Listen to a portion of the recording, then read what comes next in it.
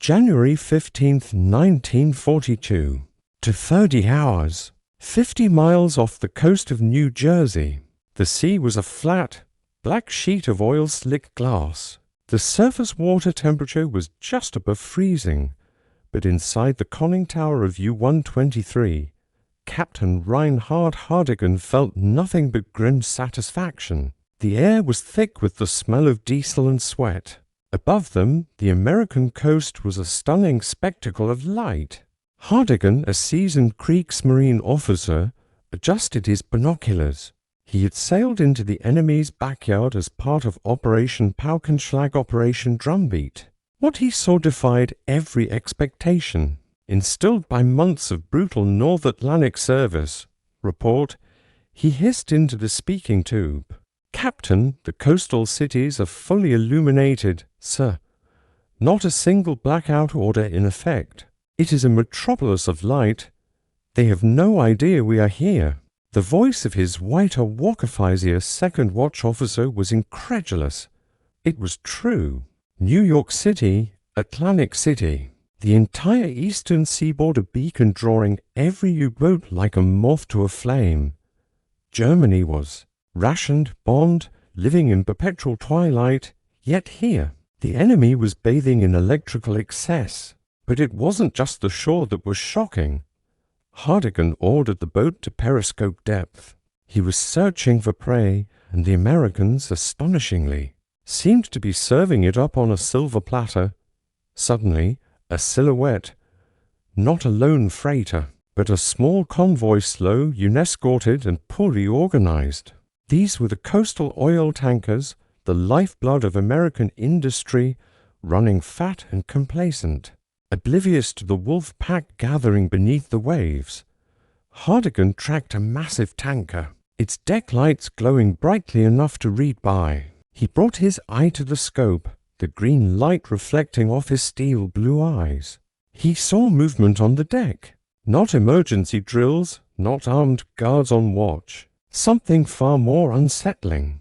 He lowered the periscope just slightly, then raised it again, focusing the lens with careful precision. What he saw made his jaw tighten. He rubbed his eyes, convinced the damp chill was playing tricks. He saw a group of men gathered near the stern. There was a faint, tinny sound music and a rectangular patch of white light glowing on a makeshift screen. Hardigan stared, his professional tension momentarily replaced by sheer, unadulterated disbelief.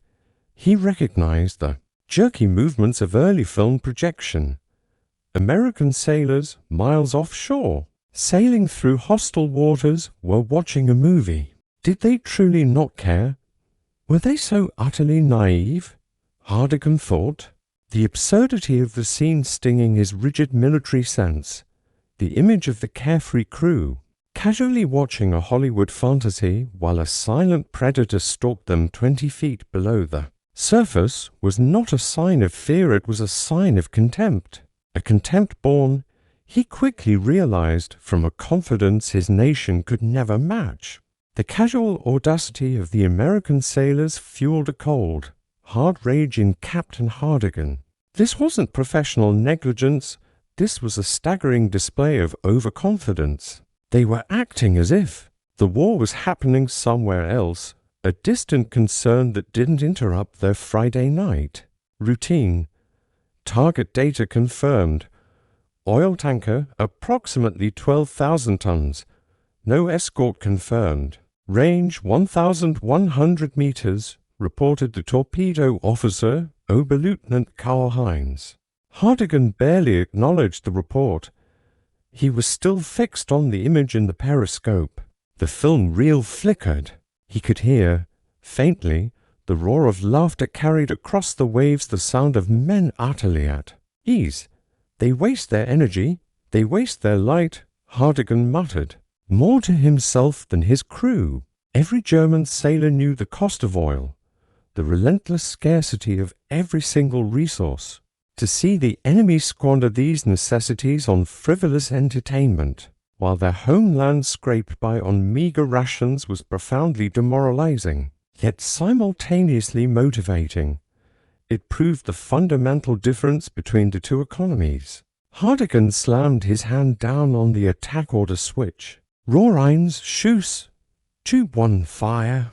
The U-boat shuddered slightly as the bubble of compressed air pushed the torpedo free. Minutes later, a colossal eruption of orange flame swallowed the tanker's stern. The cheerful music stopped, instantly replaced by a terrible, tearing shriek of stressed metal. The movie screen went dark, but the raging fires lit up the entire deck. Hardigan watched the scene transition from Hollywood fantasy to a genuine hell. As U-123 prepared for its escape dive, the realization settled heavily on the captain. This was not just about sinking ships. It was about facing an enemy whose industrial base was so vast, whose resources were so limitless, that they could afford to treat the Battle of the Atlantic as a minor inconvenience, not an existential crisis. Later, in his logbook, Hardigan recorded the night's incredible haul, but he added a note about the profound psychological impact of the movie. Watching a symbol of the boundless, untouched American manufacturing power, he and his fellow U-boat captains, like Captain Eric Wordman of U-506, would soon report similar incidents, sailors sunbathing in January, or ships running full running lights. They were sending back a desperate, unheeded warning to Berlin. The war they were fighting was not one of tactics, but of production, and against an enemy who could afford to literally watch a movie while being hunted. The numbers simply did not favor the Reich. Hardigan knew they could win the battles, but he was beginning to see the terrifying truth. They could never win the war. The grim tally of Operation Drumbeat mounted quickly. By the time the first phase concluded in April 1942, Hardigan's U-123 alone had accounted for over 100,000 tons of Allied shipping. The Kriegsmarine was euphoric. The results exceeded their wildest expectations. They named the period the Second Happy Time, celebrating the ease with which their U-boats stalked the American coast. But for the men on the boats, the joy was tainted by the persistent, stark reality. America was barely reacting.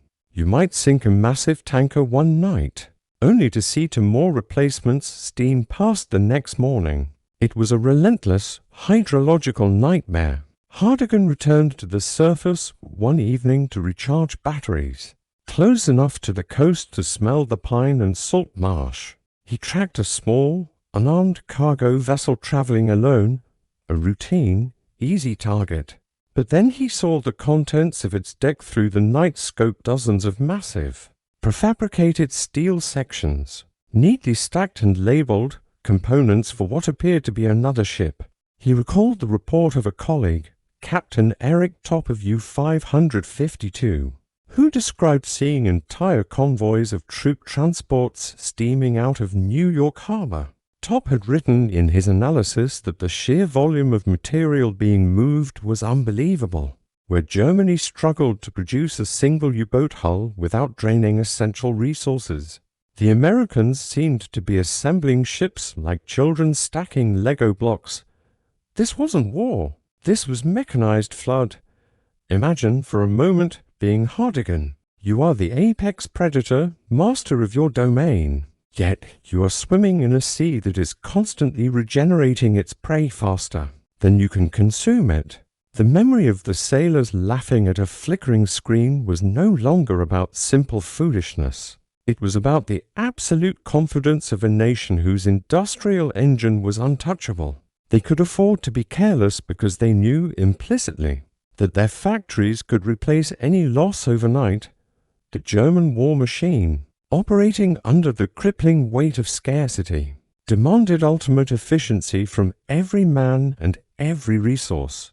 The sight of American largesse, the blazing coastal lights, the UNESCO-escorted ships, the casual entertainment was not a sign of weakness to be exploited, but a horrifying glimpse into an industrial abyss that Germany had no hope of bridging. The Second Happy Time was, in reality, a terrible confirmation of the Reich's ultimate doom. Every torpedo fired, every ship sunk, merely bought them a few more weeks before the full, unstoppable weight of American production would crash down upon them. They had won the battle for the coast, but the sound of that laughter on the water confirmed they had already lost the war for industry. By the summer of 1942, the rules of the game had brutally changed. The American reaction, though initially slow, was now swift, devastating, and relentless. The U-boat captains, who had once treated the American coast as a hunting reserve, now faced determined countermeasures, better air patrols, faster escort vessels, and coordinated hunter-killer groups. The days of easy kills and casually watching Hollywood screenings were over.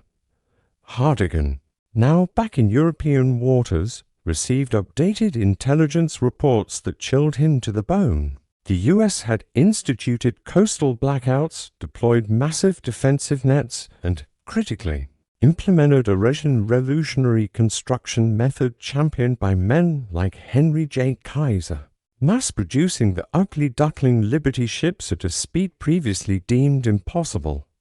One statistic alone told the whole story. In early 1942, the Allies were losing more ships than they could build.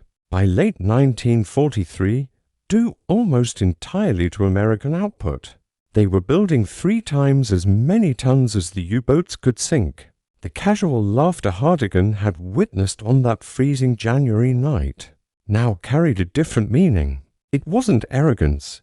It was a reflection of the deep-seated, intrinsic confidence of a nation that could mobilize its entire economy without fundamentally altering the civilian quality of life. The average American could still enjoy ice cream, Coca-Cola, and a movie reality that was a strategic weapon in itself. The German war economy, meanwhile, was strained to the breaking point, reliant on forced labor and constantly adapting to shortages of fuel and materials. Hardigan remembered the cramped, smelly confines of his U-boat where every drop of fuel was rationed. Contrast that with the endless rivers of oil, steel, and aluminum flowing from the American heartland. The real strategic nightmare for the Kriegsmarine was that they never fought the American Navy. They fought the American factory. Admiral Karl Dönitz, the head of the U-boat fleet, fought fiercely to keep his men in the fight. But even his own logs began to reflect the inevitable.